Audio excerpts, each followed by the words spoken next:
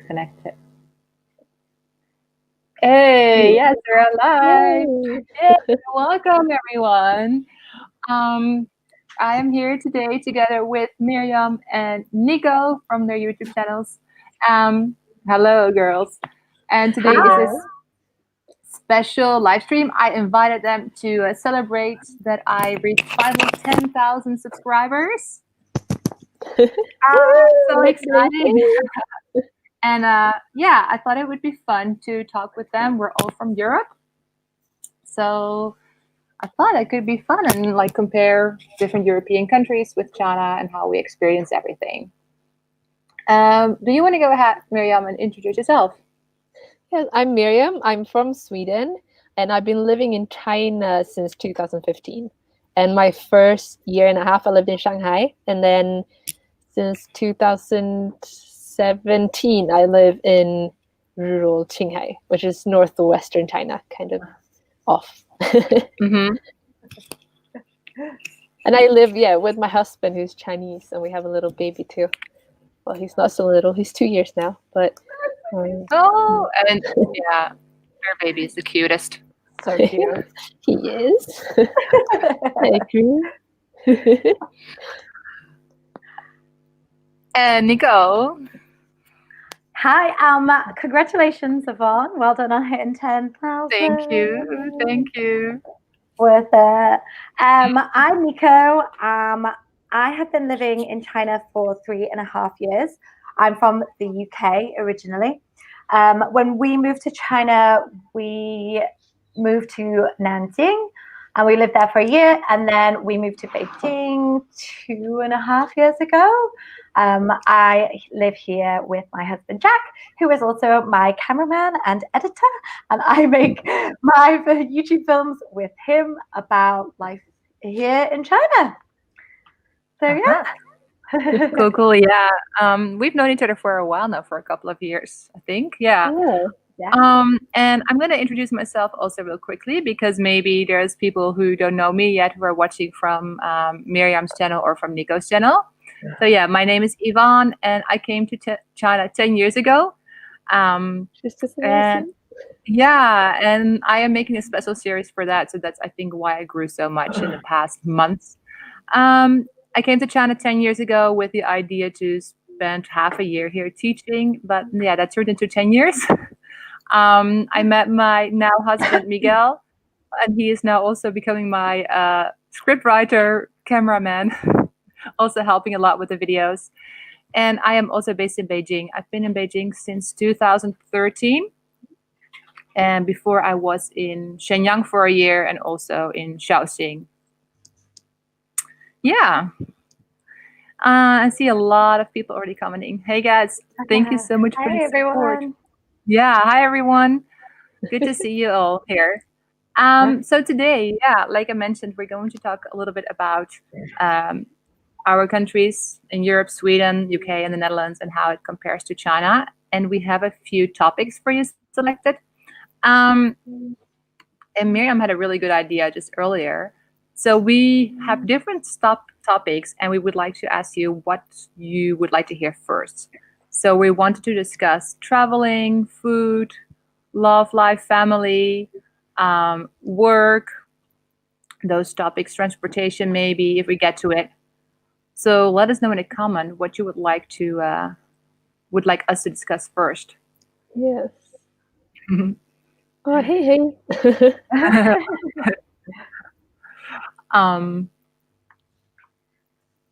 Well, shall we hello. pick one and then Yeah, shall we we can. let everybody kind of have a little go and we can Sure, yeah. talk about the And next feel free one? to ask your questions also in the comments about that specific topic. All right, I'm going to go ahead and share my screen.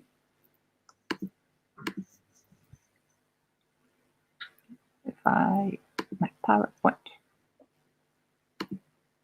All right, can you all see it? Yeah. All right. So the first one on the list was traveling. And traveling, so travel in China, travel in Europe. I'm sure we all have traveled a lot. I know, Nico, you've traveled a lot in China, and you just came back from a long trip. So how are you? Yeah, how are you all experiencing travel in general? Well, I really like traveling in China. I guess the thing that you kind of, I mean, I know this sounds really stupid, but the thing that you don't realize is just how big China is to travel. It's like pretty much the same size as Europe, barely. So you kind of think, well, it's okay. I could just go from one place to another, but actually, it takes like quite a few hours, especially if you're traveling by train, which would be my preferred method in China. I personally really like traveling by train. Yeah, Very same cool. here. Yeah, I just find it Much so nicer. relaxing, and it's just a lot. I don't know. The trains here are just like completely different to any train that I've been on before. They're obviously really fast. So I really like that. But there's just so many places to visit in China. Like it's such a mixture of cities and rural China, and it's just I don't think even in your entire lifetime you could see everything that China has to offer because it's just No. Great. For sure. Mm. And I So you think mentioned no, you go, Yvonne. uh, um, have we got lost Like, or has it gone? oh, it's probably Yvonne. Yeah. I'm like, should I say something? I don't want to interrupt her. You can't hear Yvonne either. I can't hear Yvonne, no. No. Okay. Well. Oh, Oh, there she is. I'm Yvonne, here. are you Can you hear back? me though? Now we can hear Yeah, you. Oh, I think okay. it's Maybe kind it of was a close a screen bit. sharing. We can do it without the screen, I guess. The pictures. Yeah. Pictures can all be seen on Instagram, so if you want to see them, check them out there. No, I was going to ask, how is it like train travel in China is very different than train travel in the Netherlands. Like in the Netherlands, you basically can't use a train as a mean of like transportation if you're traveling on a vacation. You could go from the north to the south, which would be maybe 5 hours, and then you've crossed the whole country. So trains are mostly used just for commuting. Yeah. Yeah. How about UK or Sweden? In Sweden, it's also like we also use trains mostly for just commuting to work. But they are like you can get to a lot of more kind of touristy places through train too. So I think there are more and more people doing that. Although because Sweden is still pretty large for Europe, but Yeah. it's still like a lot of people, if they can, I think they prefer to drive because then they can kind of stop along the way and like that. But I think in China, if you're driving and if you want to go to different places, it would take you forever and it would be really tiring because you would be driving for days. So I think in Sweden, it's quite easy to do like kind of a road trip through Sweden, while a road trip to China would take forever. Right. It would. Yeah. How about the UK? Yeah, I completely agree. Like you can get the train, I guess, probably the longest, I don't know, I mean, don't quote me on this, I completely wrong. The longest route would probably be, I guess, from London to like Edinburgh, which, you know, is possible. I think it's like still like 8 hours or something, and it's quite expensive as well. Yeah. So definitely way over £100, which is kind of way more than it would be here in China. What I think is really funny is when we were living in the UK, we would drive quite a lot because we had a car, so it's a similar thing. You'd be like, oh, okay, oh God, I've got to drive for like 3 hours. But you'd nearly probably like have crossed the entire of Britain. 3 hours you could get from like the northeast to the northwest. But here, yeah, like you say in China, 3 hours is like you barely getting out of like Beijing. Yeah. Exactly. Really long hours. That's something that really Absolutely changed the same my in the like Netherlands. perspective on time when I'm traveling. Like in Sweden as well. Like if you take a train and it's a 5-hour train, you're like, wow, it's a long Yeah. ride. But Whereas here, here, like, 5 hours. That's really close. Like, Yeah. what's the longest Yeah. train you've taken? Mine is 34 hours. From where? It was from Wow. Chengdu to Shanghai, but it was the slowest train because I Okay. didn't have any money. Wow, Like when I was a that is student. slow. Yeah, it was one of those hard seats as We did. well. So it was Seats, long. seats for 34 hours. Oh my gosh, Miriam, that's That's crazy. But it was fun that. though. Uh, Yeah. like because I feel like when you're in a train for that long, it kind of becomes its own little universe, and you get to know all the people around you, and you kind of, just becoming friends. It was nice. That's true. You get some sense there. Yeah. Yeah. So we can say that that's all really different, right? I really like That the is trains here. Like the time, like really becomes so. The perspective on how long something is really changes. Yeah. What would be the most like popular place to visit, for example, in Sweden? If people would travel to Sweden, what would they see? Like the castle in Stockholm, like the royal castle, like where the king is. That's Oh. where everybody goes. And then Yeah. then a lot of people want to go to the north and see the northern lights and like the sleigh dogs and all that if they come in winter. I think those would be like the top two things to see. How about the Then we have a UK? lot of Germans coming just to see moose. They live in the like little cottages in the forest and watch our wildlife. Yeah. The moose? Yeah. And what can you say the UK? So in the UK, again, it's probably, well, what I would think is coming to see like the things in London. Most people come to the UK and they just go to London and they go to see like Buckingham Palace and the Tower Bridge and things like that. But I read an article about the like most popular tourist sites in each country. And apparently Harry Potter Studios was #1 in the UK. Can you imagine? Yeah, so apparently that's the most popular site in the UK. But I haven't been, so I don't know myself.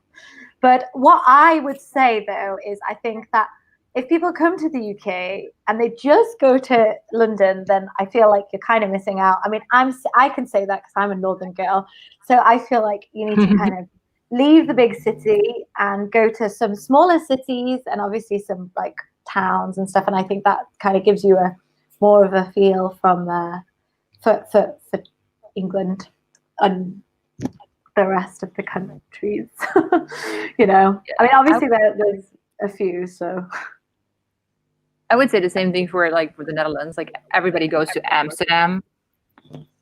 Yeah. Yeah. But there's just so much more to see than Amsterdam. Like the canals you have in different cities as well. So yeah, I think. So yeah, people mostly go there to see the Amsterdam, the canals, like the famous musea, Dam Square, and then our royal family is not in our capital; they are in The Hague, so that's different. Some people will go there as well. Yeah, they live there just like our government is there as well. Oh yeah. I guess it's similar. I guess to China, I would say, because most people who travel in China, like they would visit Beijing, the capital city. It's definitely on their list. Yeah. I just got a message from my mum that said beaches and castles. Yes, I would recommend going to visit the beaches and the castles because there's like so many beaches in the UK, and I know that sounds really, really weird because you wouldn't associate the UK with having really good beaches, but there are so many beautiful beaches but I mean, they're obviously really cold. Like, I wouldn't go there to sunbathe. It's not like Thailand or anything, but there are some absolutely beautiful beaches. The area that I live in, stunning. So many castles as well. So really, yeah. I've got to say, I've only been to London. Yeah, I have been to like in England. I've only been to London, but then I was in Scotland. I lived in Scotland for 6 months after I graduated high school. So like I've been traveling a lot in Scotland, like to the little islands up there, and it's so beautiful. I love It's Scotland. so beautiful. I mean, That's well, we were quite close to Scotland, so it's so beautiful.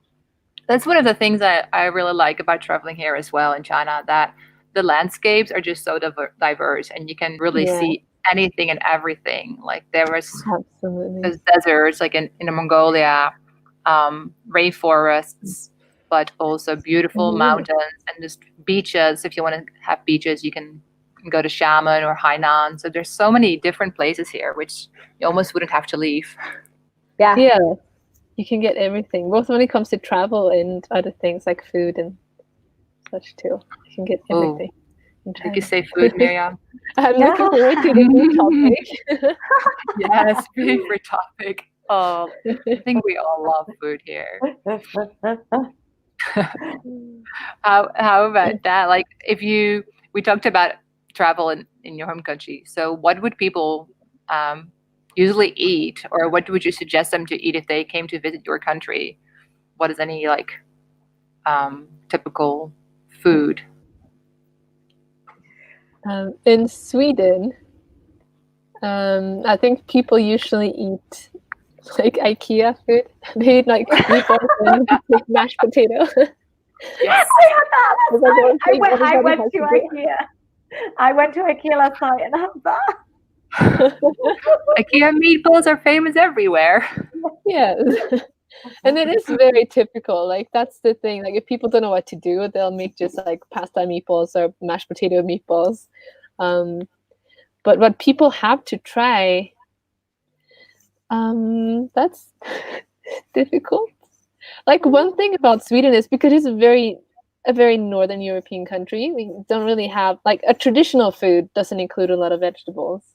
It's usually like different beets, like potatoes or beetroot or other types of beets, and then meat and like dairy products, because that's what we had available like traditionally. So like all the vegetable dishes, I feel like they're kind of inspired from other areas in Europe or in the world. So I feel like traditional food would just be like potatoes, like a creamy sauce and a piece of meat. Yep. Kind of. Because like that's what the Netherlands and Sweden have in common then, because that's what the Dutch typically eat for their meal. It's like potatoes with some gravy, meat, like a meatball or something else, and then some vegetables on the side. But Yeah, it's because like it's changing more. that's very typical. That's what we Funny. would have. It's like a Sunday roast with Yeah. vegetables and meat and potatoes and things.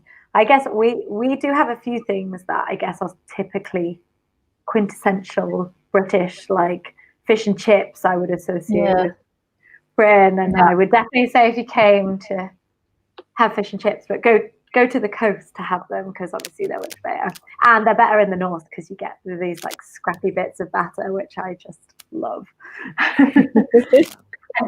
Pies are very popular. Do you eat a lot of pies in Sweden or Netherlands?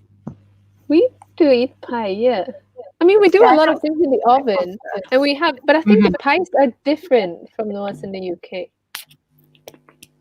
Yeah. Like, is it like a quiche? Huh? No, not like No. like pastry, and then inside it would be like probably like a meat filling you would have with gravy, like pastry on the top. No, No? we don't eat that a lot in the Netherlands. No, I would say Yvonne. more like yeah. Arrow Factory do a great pie, so I Okay. suggest tastes very much like the one from home. Okay, so next time we should go to Arrow Factory and try out some pie then. Yeah, definitely. I do love No, I don't eat real pies like that. No, I think if you come to the Netherlands, you would have to eat, of course, cheese. People go to the Netherlands to eat. If they go there to travel, they would eat cheese, and of course the herring, the raw fish. Oh yeah, in Sweden too. We also eat a lot of herring. Oh yeah, Yeah. that too. Yeah. So yeah, those are the things that people would eat. Oh, and it's not a dish, but it's like a cookie. Stroopwafels, that's how they're called. I saw a few people who are now living in the Netherlands. Somebody said they were in Delft, and a few Dutch people. So I'm sure they know what I'm talking about. Stroopwafels. It's like two little waffles with caramel in between them. Oh, Miriam, you know them? Yeah, I know them too. Yeah. Actually, So good. the shop I worked in when I worked in Sweden, we sold those Nederlandish, like Hollandska buffalo. Really? It's like called like Hollandish waffles. I know them. Yeah, they are very popular. They're really nice. So obviously they're the foods that are like popular in our countries, but what like do you have Chinese food that's popular in your country, and what is it like compared to kind of the Chinese food here? Yeah, that's a really good question. That's a good one. You want to go ahead, Miriam? Like, I think it's because China is so huge and like all the regions have their own food. I think like if you're in China and you wanted like you can't pick one dish to kind of symbolize China. It's just impossible. But in Sweden, I think most people, like if they would think Chinese food, it would be like a bowl of rice and then some kind of fried chicken and like a sweet and sour sauce. Sweet and sour pork Yeah. or something. Yeah. That's very popular in the UK too. In the Netherlands, the Chinese food is like nothing compared to the Chinese food here. It's more even like Indonesian and like a little bit some influence from South China maybe. Yeah. Like fried rice, fried noodles, and then there's some duck, but it also has like sweet and sour sauce. And other like I haven't been to a Chinese restaurant in the Netherlands forever, so I have to really think. But it's definitely very different from what I got here. Yeah, I completely agree. I mean, what's really popular in the UK is chow mein. A lot of that, and like you say, like a sweet and sour. What I actually used to get quite often from the Chinese was they do these really good like salt and pepper chips, which I have not actually seen here at all, and they're so good. And they're almost like kind of raw chips, but they've got kind of loads of Chinese spices, and we've made them a few times, and they're so tasty. That's probably the best thing for my Chinese is chips, which is crazy. But I didn't really expect when I came to China that the food would be so drastically different to in the UK. I was like, yeah, I kind of like Chinese food, but it's just not even remotely similar. No. Right. And then even within China here, like none of the provinces, like their food is so different. Like if you go to like here in Beijing compared to the south, and I'm sure to the west where Miriam is, it's like absolutely different. So different. Completely different. I think we're quite lucky living in Beijing because in a lot of other provinces or cities that I've been to, it seems to focus on that region and they don't have as many restaurants from other places, but here they have everything, which is great. I love it. Yeah, they don't here. It can be really difficult to find. Like I think every shop, because we eat a lot of noodles here and something called mian pian. Like in our village, there are like 4 restaurants, 5. They serve exactly the same type of food. If you go to the city, like maybe every like 20 restaurant will be something different, but like the majority is all just noodles and mian pian. So Wow, so similar then. Like not a lot of options. But you have a great garden, Miriam, so you can like with that, and I'm sure you can order some stuff online as well to make some dishes that you really like. Yeah. What is your favorite dish here in China? Oh, actually, I was going to say can't choose, but I can. I just made a video. Yeah. See where you're going to catch, like say, hey, that's not true. No, well, I think the 3rd episode of my 10 Years in China series was all about food. And I talked about the 10 best foods that I have, like that I've eaten here in China. And well, yeah, if you want to see number 1, I would say watch the video. But it's a very local dish here in Beijing, so you might be able to guess it. I saw somebody here asking, like, well, do they have potatoes in China? As I thought it was a funny question, because actually, when I first came here, I was so surprised to see that potatoes here are a vegetable, like a dish. Like we were talking about it earlier. Like in the Netherlands, we ate potatoes as our staple food, and then vegetables and meat next to it. Here, obviously, I knew it was rice as a staple food, and then to have your vegetables on the side as a dish next to your rice, I thought that was very different for me, and that was like, oh, that was a big surprise to me. I didn't expect that. Like having potatoes and rice together in the same meal. Yeah, like your potatoes as a dish. Yeah, that's true. I never really thought of it because I love potatoes, so I don't really care. I'm like, yeah, fine. But I never really thought of it as strange. But I guess, yeah, back in the UK, I probably wouldn't have both. But here, I don't mind at all. No, I've come used I to think it. it's also very different from the regions. Because I also was just like, my reaction was just like you, Yvonne. Like I was like, that's so strange. Like why would I have rice and then potato at the same time? Like I thought it was really strange. But in Shanghai, where I live now, we do that. Like we have potato is a staple. It's not. I mean, you can have it as a dish as well, but it is a staple. They have a lot of food based on potatoes, like roasted potatoes outside. They have like fried potatoes that you eat as the staple food, and they have like kind of a potato, almost like a porridge or like a pudding. And they have potato pasta. They have just a lot of potato-based food, which is really interesting. That is interesting, and very yeah. different from Shanghai. Oh, I'm seeing lived Data before. the World saying in Gansu they ate a lot of potatoes as well.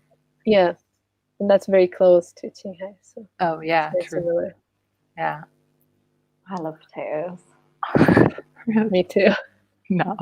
They're okay, but I've had a lot of them in my life, so.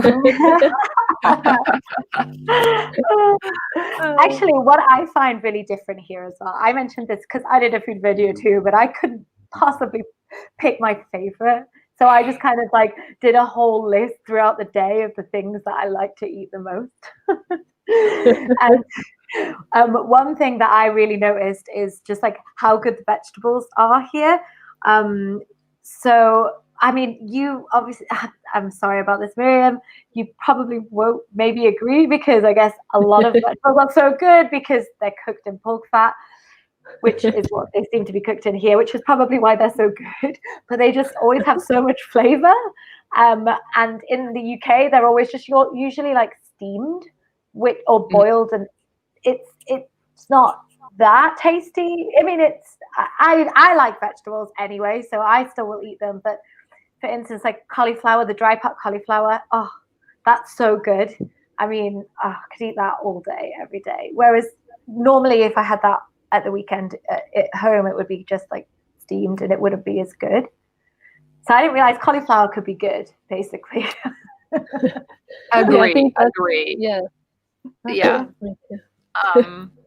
Yeah, They really know their vegetables and how to cook them. And like in Shanghai, they don't use that much pig's fat when they cook.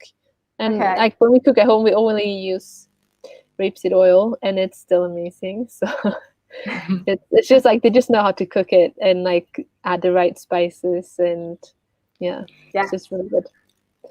Vegetables. All about that extra spice. Very, very tasty. Yeah. Were there any other, like, see if there was any questions about food in the comments. A lot of people sharing what they eat and about different areas, so that's really interesting to read. Oh. Anyone like stick and meat? To you two guys? No, I'm not a big fan. I've had it once or twice because, of course, I had to try it. It's been offered to me, so then I won't decline. But no, I don't really like it. Yeah, same. I kind of, I don't really get it. You don't get like a satisfactory amount of meat off them for me. And I just kind of, I don't mind eating meat, but I kind of really hate that you can see like the nail of the foot. That's the bit that puts me off a little bit. Yeah. Obviously Miriam, you haven't had them. Yeah, you're vegetarian, so you haven't tried them. No, Uh, I haven't. hmm, I'm I quite saw happy I another one. haven't. This one is. So can you get fish and chips in China? I actually had fish and chips here in Beijing, but oh gosh, yeah, sorry. I was thinking there was a fish and chip like shop, but it closed down. But again, Arrow Factory Beijing does fish and chips. So I had them last Friday as a Friday dinner, and yes, so you can, and it's really good as well. You get mushy peas and very, very tasty. So if anybody lives in China as a foreigner and they come to Beijing and they're from the UK, I recommend going to Arrow Factory because it does lots of good British foods. So that's good to know that there you can get your fish and chips here if you really want it. Yeah. Oh, and this one is an easy one to answer. Have you ever tried jembing? Yes. Have you tried it in Beijing, Miriam, or in Tianjin? Because I hear that they're different. Well, I've tried them in. I can't remember where I tried them. I had them the most in Xi'an. Ah. When we were there, we ate them almost every day because it was like a stand really close to our house. What did and it they was put really good. inside it there then? Oh, so they put this kind of brown sauce and then egg and then this kind of crispy bread and just salad and some kind of spicy thing. I can't remember Like exactly. pickles. Because here in Beijing, they have like a cracker, like it's like crispy, like you can snap it. But in Tianjin, they do it with youtiao. Yeah. And I've not I've never had a tried it. jumping with youtiao before, so I've only had the dough Oh, you had the cracker. one with youtiao. I had it Yvonne. too when I visited there in Tianjin. I have to say, I didn't like it as much as the one with the cracker that we got here in Beijing because the jembing on itself, like the pancake, is already soft. So the texture, like it's a similar texture to the youtiao, which is like for the people who might not know, like youtiao is a fried breadstick. It's about this long and it's a dough stick, a fried dough stick. So it's soft and gooey. And I like the difference in the textures of the jembing pancake and the cracker. Yeah. Yeah. I like the cracker bit. Yeah. I see so many people love to talk about food. Shall we do one last? Shall we do one? Miguel tell us to stop talking about food. I was gonna say, so we do one last question about food and then move on to the next topic. Yeah.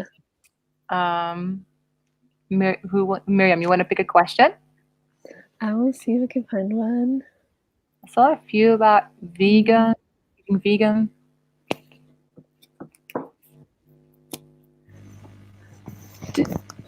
Do you guys drink beer, don't you? I think that's something people will be interested in. Like favorite beer in China, but Chinese beer, of course, only. Like, are you good at Chinese beer? I'm not.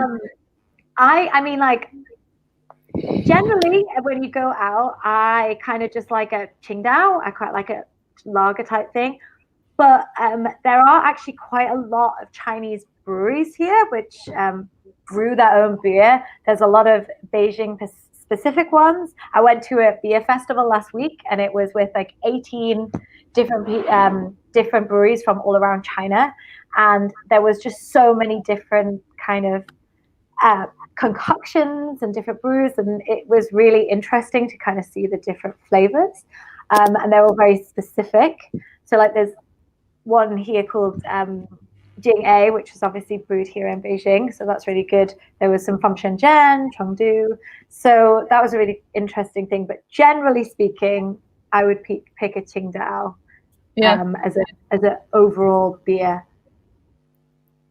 Yeah, I'm not much of a beer drinker, but if I drink one, yeah, I would say the normal one is like a Qingdao as well. If I go to a brewery, it's mostly a light one. I really like to. I don't know if they have it still. Great Leap had a Mandarin light one. Yeah. I like that. Mandarin wheat, I think it was. So yeah. But I don't drink a lot in general. Sometimes some wine. So can't really talk much about beer. Sorry, guys. Shall we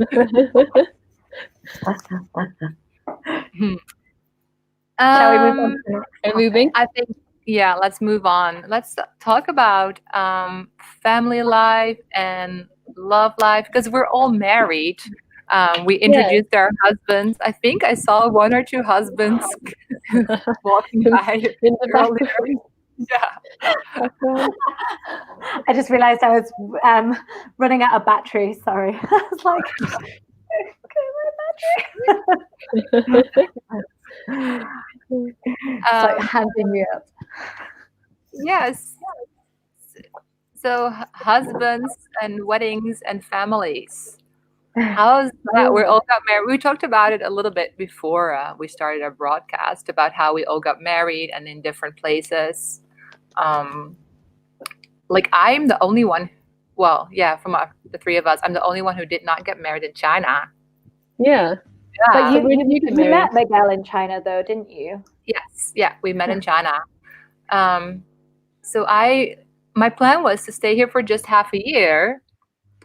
I was going to teach and then travel through Asia and then go back to the Netherlands and find a job in education, settle down there. But I think after a month or 2 months, I met Miguel. And it's a really funny story. Actually, we once did a live about that. I think it's still up, but maybe I should share that story again. We were having dinners, in my opinion. He thought we were going on dates.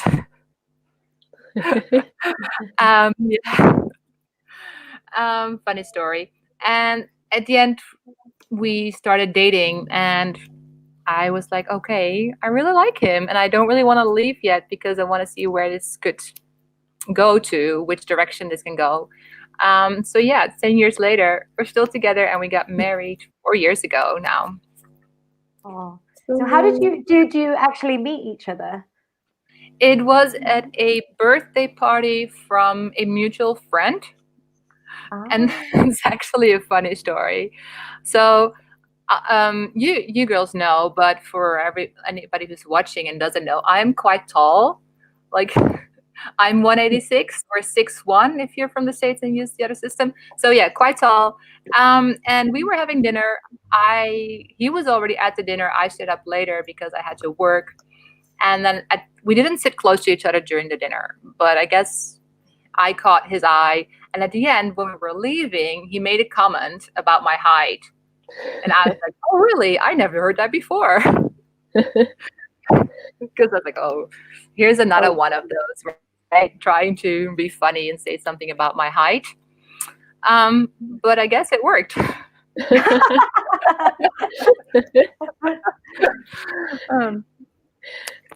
So yeah, and then we stayed together. I decided to stay a little bit longer, and then that turned into 10 years. And then we moved to another city together to see how that would go, change the environment. Yeah, Netherlands people. Are you planning to stay for?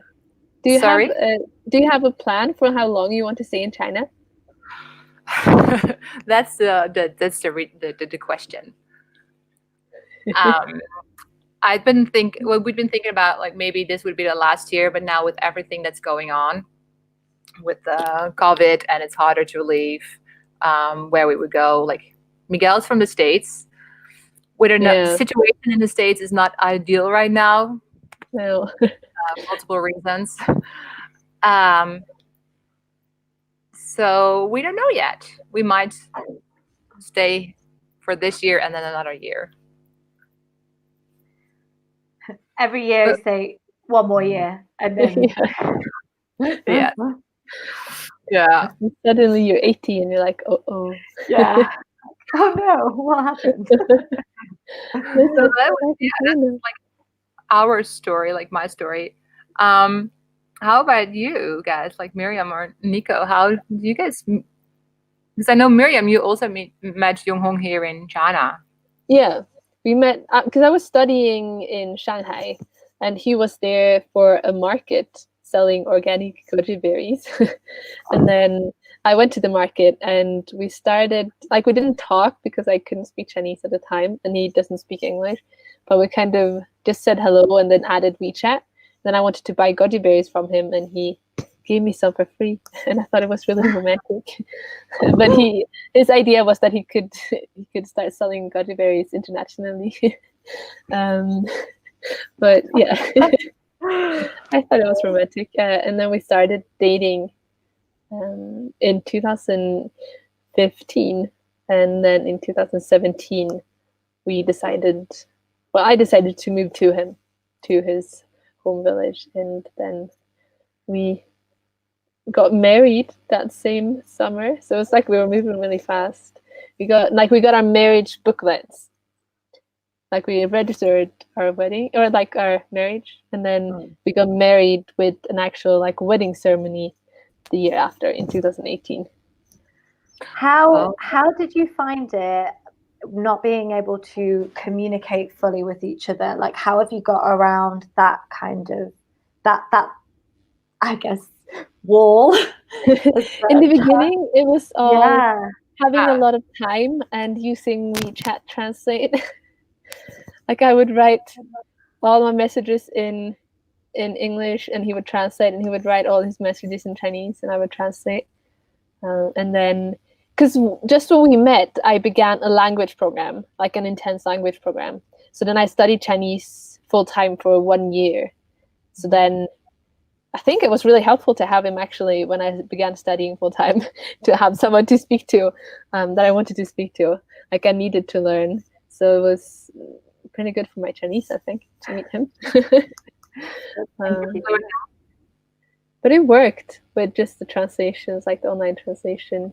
I don't think it would have worked now, so I'm very happy I learned Chinese. Because I think in the beginning, when you're just like falling in love and everything is so exciting, and I think if it was like that now, it would just be really frustrating. Like we've been together for a couple of years. But it worked in the beginning, yeah. Yeah. That's really amazing, because I mean, you must have really liked each other to the fact that that's quite a big obstacle to not even be able to speak the same language. Yeah. To develop that as well is so cute. Now we have a son together. Yeah. So you guys got married here in China. Yeah. What was your traditional Chinese wedding like? So it wasn't really the way me and Yvonne wanted it. So I think this comes into like family as well. Like we thought, oh, we could just have like a small ceremony, or like just have our families together, sit and have a nice dinner or something, or go travel somewhere. But in the village and like for the family and all the relatives, it was very important that we had like a traditional ceremony. So we did that, and it was like a 3-day thing. So like we were, the first day I spent like the evening in a hotel, and then like he traditionally has to come and pick me up. I can show pictures. Should I do that? Oh yeah. Photos. We love photos. So let me see here. I've heard about Am I Chinese. sharing it? We have to like come and kidnap you, right? Yeah. Am I sharing the pictures now? No, we don't see them yet. Huh? You cannot see them? No. Oh, this is fun. Let me see. Yeah, I heard there's a lot like with Chinese families, and they, even if like the children. Oh, here we go. I see something. Yeah. So here we have like our wedding picture, but we took them before. Like I think that's the tradition in China. You take your wedding pictures before, and they dress you up in all kind of fancy clothes. So that's like our wedding photo. But then this is the night, like the first night of the wedding ceremony. So I was in a hotel. Like traditionally, I would have been in my home, and he would come home to me and pick me up. But since he couldn't go to Sweden, he came to the hotel. He came to a hotel and picked me up. And I was just sitting there waiting for him, basically. And then I had to wear all these kind of funny clothes. This blue kind of dress I'm wearing outside of my red wedding dress is handmade by my mother-in-law. So I kind of got that for the wedding. And then after the wedding, now when we go to like funerals, I wear it for funerals. It's like kind of a traditional thing you wear for these kind of events, like funerals. The blue part. The blue, the blue gown. Well, that's it. And that was it's my an interesting idea that you wear the same clothing to a wedding and to a funeral. Yeah, because it's kind of like I guess, because before you're married, you don't wear the special garment for the funerals, and then when you get married, you kind of become part of the family. You're kind of a married woman, and then after that, kind of your role in the family changes, and then you wear different clothes for the funeral. That's interesting. I never knew that. That's very interesting. No, I didn't know that. Oh, no, wow. but I think it's probably different in different parts of China.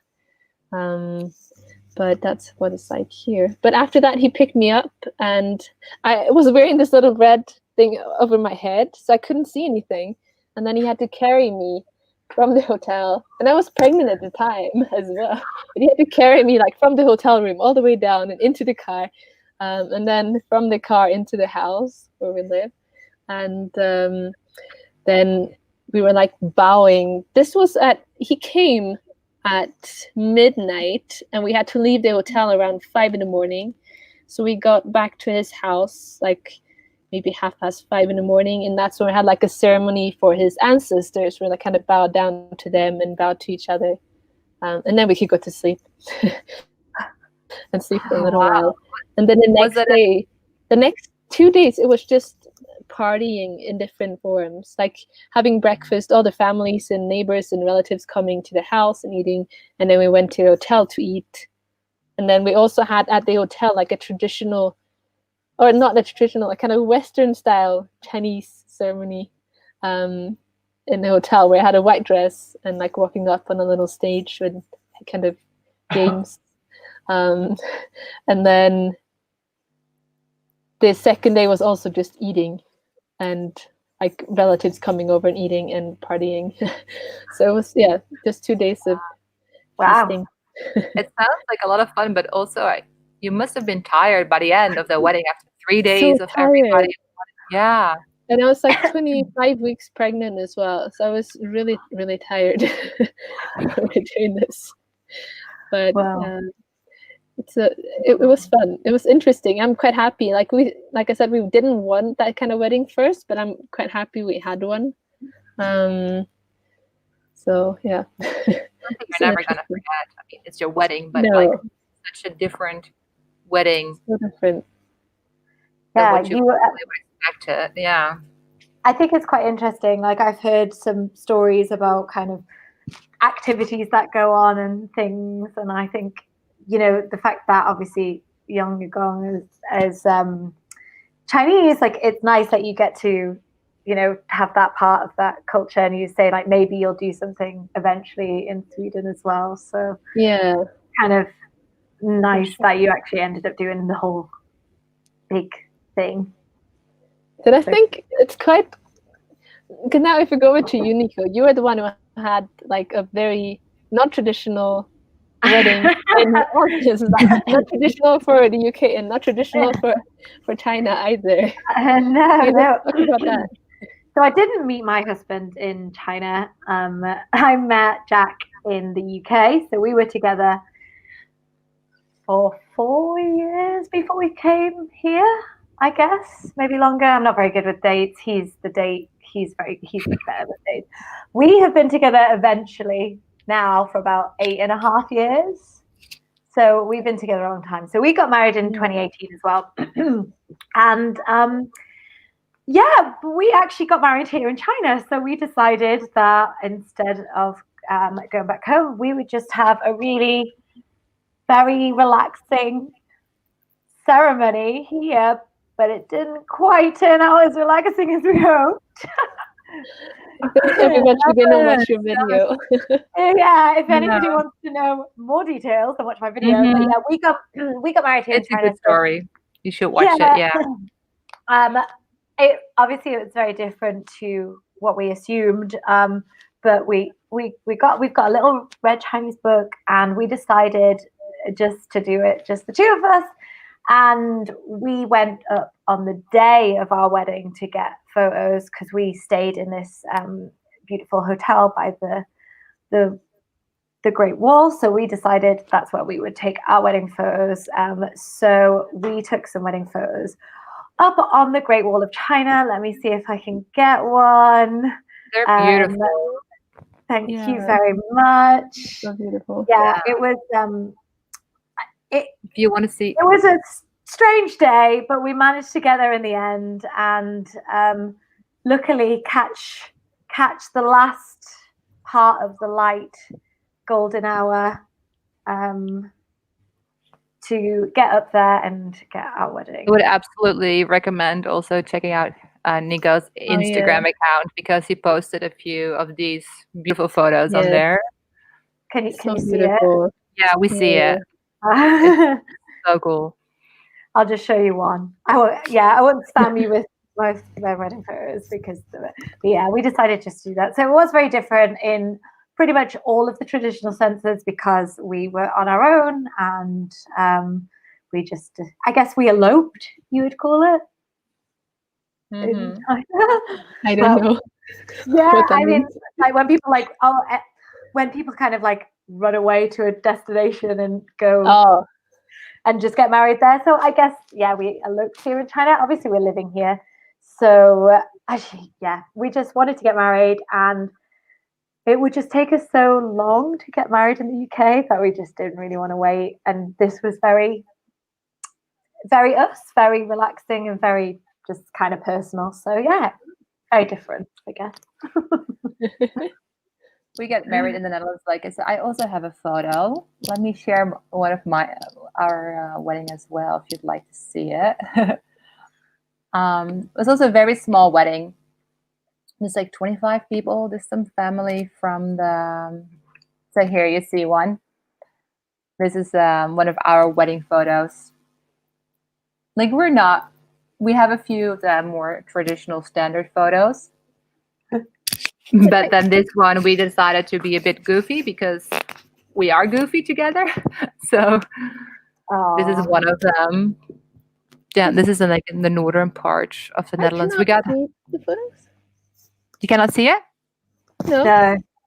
Oh, I'm so sorry. I thought I was sharing my screen. Oh, here we go. Let's try again. Yeah, now it's working. Wrong one. Something. Here we go. Can you see it now? Oh yeah. Yeah. So yeah, like I was saying, we wanted to do a little bit different as well. Not only the standard photos. So we decided to, jump around a bit and pretend to be magicians or something with my flowers. I don't know what I was doing. It looks very dramatic with the like clouds behind you. I think it's really cool. Yeah, it's really beautiful. It's so beautiful. Yeah, those were the clouds like over the sea, really, because like we got married in the northern part of the Netherlands, because that's where I'm from. It's really close to the sea. So, but yeah, it was really dramatic, those clouds. It was even like raining a little bit. We had to have the barbecue that we planned for the wedding inside, which was a little bit of a bummer, but it was still a good barbecue. Back to food. Yeah. So much love in my heart now for everybody. Wow. So cute. Yeah. I think like the difference between China and the West when it comes to like relationships and weddings. What would you say about that? I think in the Netherlands, what I've because I'm thinking known like even for weddings, I think regardless of where you are, it's just like a family matter. Because I think your families were not that excited about you doing it on your own, right, Nico? I think like regardless of where you are, people want to like it's a family. Yeah. Kind of thing. My family was not best pleased about it, but they kind of understood. Yeah. And plus, I gave them the promise that we would do something in the UK, which Oh, you promised. I did promise, yes. At some point, we might do something in the UK. I think what made it also double worse is the fact that we got married on Christmas Day.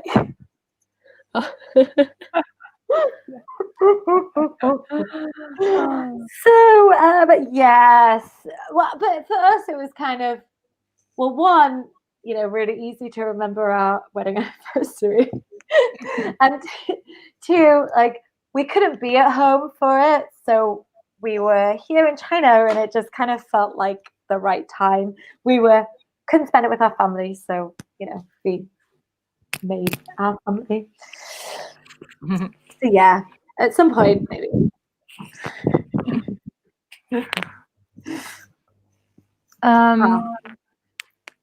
Yeah, it's family is indeed important. My family was happy we didn't get married here, and then Miguel, his family, some of his family members were able to come over to the Netherlands. Not everyone, so which was a pity. Because you want everybody to be there, but unfortunately they couldn't make it.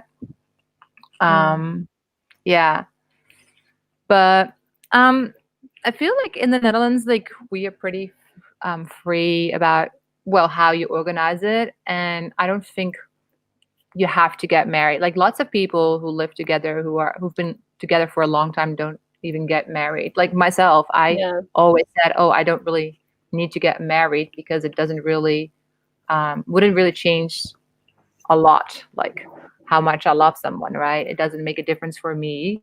But now eventually we got married also, because I changed my perspective about it, and also because we're different nationalities. Yeah. You also get it's different if you're from the same country or not. Like if we would want to leave China and move somewhere else, it's easier if you're married versus, oh yeah, this is my boyfriend from 10 years. Yeah, for sure. That's basically and I think, that like, also I think played a it's role. exactly the same in Sweden, like you said, the attitude. Like I know so many people that are not married because like they didn't really see a reason why. Because in Sweden also it's a different kind of, the steps in a relationship are quite different. Like even if you get married, you first date, then you live together for a while, and then you get married. While in China, you date, and then you get married, and then you can live together. That's like the very old. So it's a very big change. Like way back in the UK, that would be similar. You would get married and then move in together. You need your wedding present. Yes, like my parents were a little bit different, but like my parents' age, I guess, a little bit older than them. You would get married, and all of the gifts you would get would be wedding presents for your house, and that's because that's when you would move in together. Obviously, it's different now. Oh yeah, okay. Yeah, it's different now. Like, is it still like that? No, it's not like that.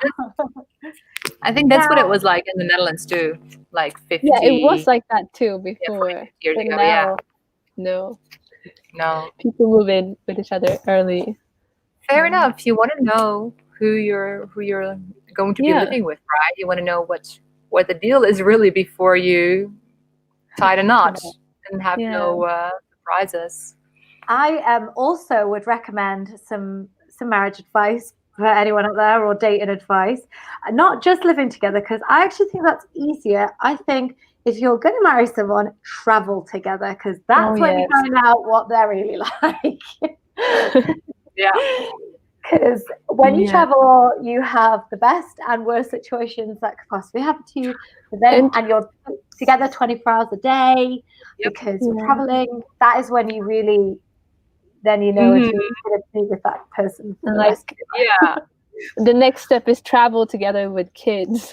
That could be a whole other thing. Yeah. Oh, can imagine. Yeah, Miguel and I did that actually. So we started dating officially in the end of November in 2010, and then Chinese New Year came up.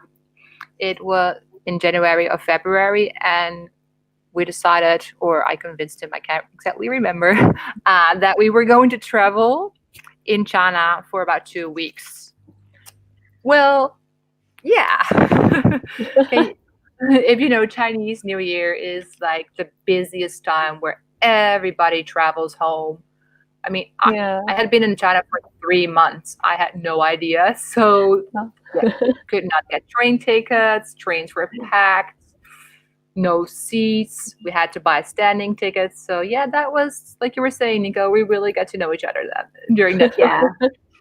There were no trains and public transportation. So, we had to like rent minivans to go from Chengdu to Litang and Kangding. And we ended up in Kunming. Oh gosh, those were like crazy times. Yeah, I can imagine. You come across very stressful situations when you travel. So Jack's had to deal with a lot from me. I just feel quite sorry for him. Yeah. Shall we see if we have a few more questions? Like, I think we can talk for another hour, but we've already gone for an hour. We'll have to do a part 2 and then discuss like some of the other topics, because we had Yvonne prepared so many topics for us to talk about. I think we only ended up doing like 3, but we should have like a series on live stream where we do like a couple of topics every stream. Yeah, that could work. Guys, would you like to see that? We'll do another topic where we can talk about the other things that we haven't got round to this evening, because we probably will be here all night. But would be like education and just like life in general and culture. Yeah.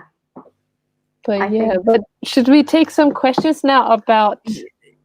Yeah, sorry, I my connection dropped, so I missed a little bit. But yeah, my suggestion was to take some questions and then for a minute or 5-10 and then call it a night. Yeah, we just were saying that maybe we can do another one and talk about the other topics. Yeah, sounds good. Yeah, I'm all up for it. So yeah, guys, if you have any questions, ask them now and we will answer them. Yeah, and while you're here, make sure to subscribe to all our 3 channels if you haven't done that yet. Yeah. Yes, please. Yeah, Nico is almost at 30 or 40K. I'm 30. Miriam 30, and 40. Miriam is almost 40,000. So help those girls out if you haven't subscribed yet. That would be amazing if you guys can reach that number before the end of the year. That would be awesome. That would be the target, but whether it'll happen or not, I'm not sure. But hopefully, I mean, when we started the beginning of this year, we were on like 8,000. So the fact that we would end it even on 28, I'm like, wow. I'm happy enough. Yeah. That's massive growth. Yeah, and your growth, Yvonne, has been so fast. Yeah, if you haven't checked it out, like everybody, Yvonne is doing like a series after these 10 years in China, doing like a 10 series, 10 best places of Beijing, or like 10 best foods to eat in China. This is a good series to check out. To travel. And the first one, 10 reasons why I love living in China. That video really took off. It got over 100,000 views now, and that brought in so many new subscribers, which is really awesome. Okay, so I've got a question. Oh, I was about to click on that one too. Let me tell you, Chinese guys randomly fit. I'll go first. I don't feel like any Chinese guys usually come up to me. I usually get a lot of Chinese girls that come up to me. They're not flirting. They're just being very friendly. But I would probably say Chinese guys flirt with Jack more than they flirt with me. I feel like that's generally the same anywhere. That happens in the UK as well. Really? Oh, yeah. That's hilarious. Pulling a face at me now. So. What about you girls? Do you get a lot of attention from the men here? No. I mean, not that much. Not a lot sometimes. Like, and when I'm like here in Beijing waiting for the traffic light, somebody will like look up and say something. Or yesterday I was on my bike into delivery guys saw me and they were like, "Hello, hello," and laughing. I don't know. It's not really flirting, but No, I think that's the like it's difficult, like attention, because I think as a foreigner you get attention from both men and women, but like the actual flirting, I think, is not Yeah, I don't think anybody's. that no. much, maybe. What else? Let's see. I saw a question earlier, but I can't. It was quite far off, and I think Yeah, it's I'm gone. scrolling Somebody was through. asking if Lots of nice somebody was comments. asking if you could speak Chinese and how long it took to learn Chinese. Both of you guys studied Chinese, like went to school to study it here, right? You did as well, Yvonne. How long were you Yes. studying Chinese for? So it went off and on. I started when I went to Shenyang. I took the classes for foreign students while I was teaching there, so that helped a lot. I got the foundation, and then when I came to Beijing, I took a lot of classes in the evenings, like after work. And in 2015, I went to the university for 1 year, and that really helped a lot. Like my writing and reading improved so much. And at the end of the year, to give you an idea, I did the HSK 5, Which is really which good. is reading and writing and listening, which is pretty good. I'd say, yeah. But now I can't read on that level anymore. I do still speak and listen. Maybe not on that level, but I use it at work every day. Wow, that's amazing. And you Yeah. said you studied for like a year, Miriam? Yeah, I studied. Well, I got here like the first semester in China. I did take like a course that was like once a week, but I felt like I didn't really learn much at all. I didn't prioritize the class either because it was very easy to get a pass. So like I was focusing on other classes that were a lot more difficult. But like after that class, I could kind of ask how much food was, or like say hello to people, tell them where I'm from. That was about it. But then I did a course. So when I started the course, I started in like the beginners class. I was placed in the beginners class. There was like 2 beginners classes, one for complete beginners and one for people who like knew a tiny little bit. So I was in the beginners class, but then that was for 1 year, and I think I would have been maybe like HSK4 if I'd taken the test then. Now I'm not. Like I feel like my vocabulary is very small, but then I'm very good at speaking or like expressing myself with what I know. But I think a year of studying, like if you're learning Chinese, if you could do 1 year of full-time language learning at like a university with a teacher, I think that would be a really good start. Like after that, you can communicate really easily with people. It might not be like the best Chinese, but like you will be able to communicate and say what you want and understand like basic things. I think that's a good time. Like I wouldn't do any shorter than a year if I wanted to learn like good Chinese. Yeah, at least a year would be like I would recommend that too, to get the foundations. What else? Say, yeah, thank you, Simon. Oh, yes, so nice of you. I'm sorry, Thank you. Yeah. And I saw somebody asking whether I have any plans to go back to the Netherlands. Not anytime soon right now. Mostly because there's a lot of jobs. It would be easy for me to work there, but the housing is crazy expensive. It's super expensive to buy a house there, a small house. Honestly, like we have been looking at houses in Sweden, to be honest, Miriam. Really? Yeah. In the Well, north? my brother lives in Sweden with his Swedish wife and their 2 children. And they always send like really nice pictures of all the animals that they see, and the houses there don't seem to be that expensive. So who knows? Maybe. Yeah, in the Wow. north of Sweden, you can find pretty cheap houses. In the south, they are a little bit more expensive. But like, if you don't have to live in a city or in a very kind of convenient area, it can be really, really cheap in Sweden. I found a question which I think is quite good for, well, all ladies everywhere. How safe is China for foreign ladies? I feel very. Go ahead. All at once. You go, Yvonne. Oh, I feel it's very safe here. It's one of the reasons I enjoy living here, that it's so safe. I can, especially also here in Beijing, I can go out any time of the day, really, and even bike through the hutongs and be safe and don't really have to worry like that something will happen to me. Somebody will do something to me. That is one aspect. Traffic, I would say, is less safe. Yesterday I was biking home and a car just swung open their door again, and I almost hit it. Yeah, and that has happened to me before, that I actually got hit by a car door. Oh my God. On my way to university on the bus has like multiple times got in a wreck.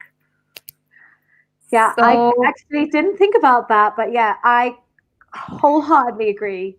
Like, I was thinking that on my way here, because I have to cycle. I cycle every night. I do physio, and so I bring my scooter home, and then I cycle on my cycle bike. And I was thinking exactly the same. I was thinking sometimes the roads are quite. What I do like is they're big cycle lanes, but what really gets me is that people stand in the cycle lanes before you can cross the road. So like the road is on red, the light is on red, sorry, and then everyone just stands in the way. And if you're cycling, everyone's in the way, but yours is on green. It's like, no, go.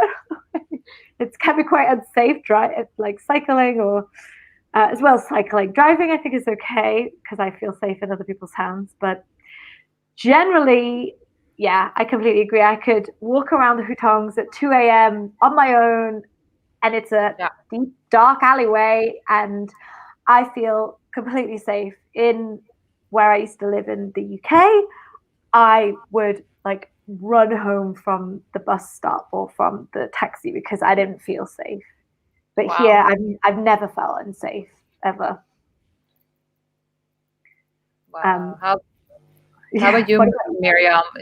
We live, like Nico and I live in a big city in Beijing. Yeah. Actually, we're neighbors pretty much. You live in the countryside. How is it there? Is it any different? I mean, it is different safety-wise. I think like I feel kind of similar here as I did in Shanghai. Generally safe, but there have been like a few times where I don't feel safe. But I think as a woman, kind of regardless of where you live, there will be moments where you don't feel completely safe around men. Like, but you know they don't have really nice intentions.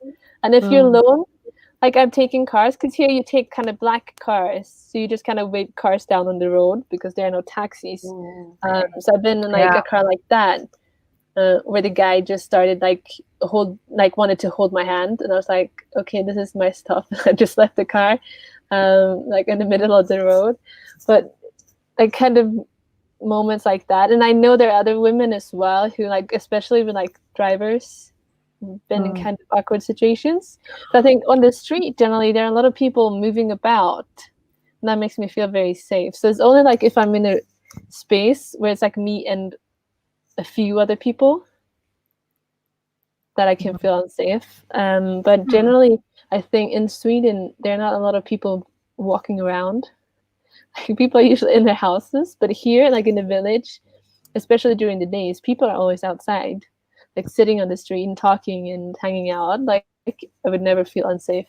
But then in the evenings, people usually walk inside, and nobody's really out when it's dark in the village. And I don't really go out when it's dark either, because you don't really have any business going out in the darkness.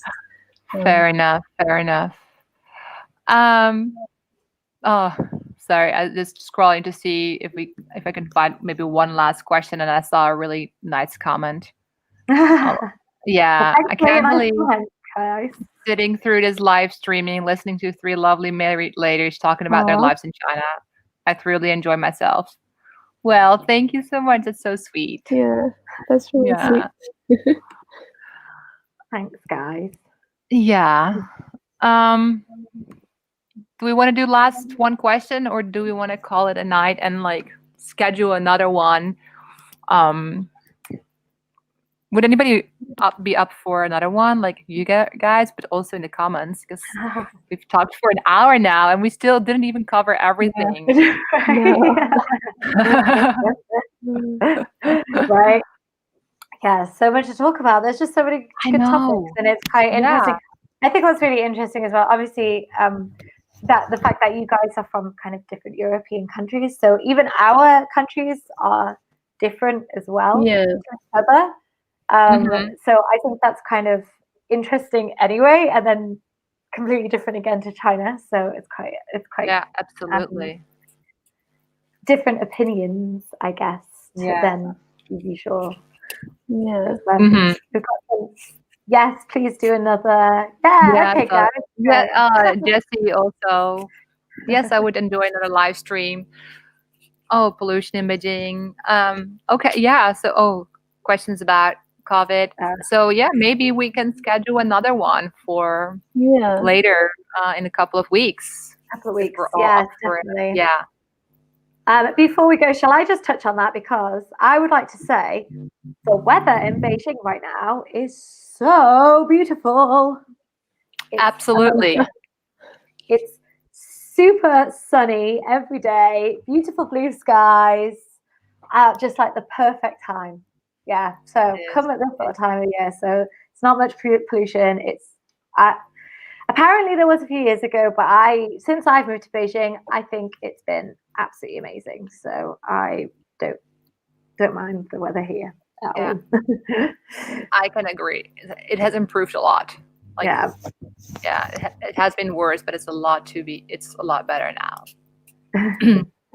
All right. Well, guys, everybody, thank you so much for tuning in and watching our live stream comparing Europe and China and celebrating 10,000 subscribers. Well done. Yeah.